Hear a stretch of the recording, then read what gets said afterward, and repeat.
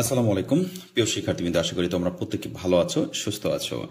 তোমরা যারা 2024 এবং 25 সেশনে কারিগরি শিক্ষা বোর্ডের অধীনে একাদশ শ্রেণীতে ভর্তি হয়েছ, সেই একাদশ শ্রেণীর ভর্তির জন্য মানে তোমাদের ক্লাস কত তারিখে শুরু হবে বা কি হবে সেটা নিয়ে আলোচনা করতে চাচ্ছি। তোমরা অনেকেই দ্বিধাদ্বন্দ্বে রয়েছে, এতদিন ভর্তি হলাম, ক্লাস কেন শুরু হচ্ছে না? কারণ জেনারেলের ক্লাসের টাইম দিয়ে দিয়েছে, ক্লাস শুরু হয়ে যাচ্ছে, তোমাদের কেন হচ্ছে না? তো কারিগরি শিক্ষা বোর্ড তোমাদের একটি ক্লাসের কত তারিখ থেকে তোমাদের ক্লাস শুরু হবে সেটা নিয়ে নোটিশ দিয়েছে। শিক্ষার্থীবৃন্দ যারা এই মুহূর্তে আমার চ্যানেলে জয়েন করেছো, অবশ্যই চ্যানেলটিকে সাবস্ক্রাইব করে বেল আইকনটি অন করে রাখবে। একটু খেয়াল করো, সেটা হচ্ছে সংশ্লিষ্ট সকলের অবগতির জন্য জানানো যাচ্ছে যে বাংলাদেশ কারিগরি শিক্ষা বোর্ডের আওতাধীন এইচএসসি ভোকেশনাল, এইচএসসি বিএমটি ও ডিপ্লোমা ইন কমার্সের শিক্ষাবর্ষের 2024 এবং 25 শিক্ষাবর্ষের একাদশ শ্রেণী ক্লাস শুরু হবে আগামী 11/8/2024 তারিখ রবিবার হতে।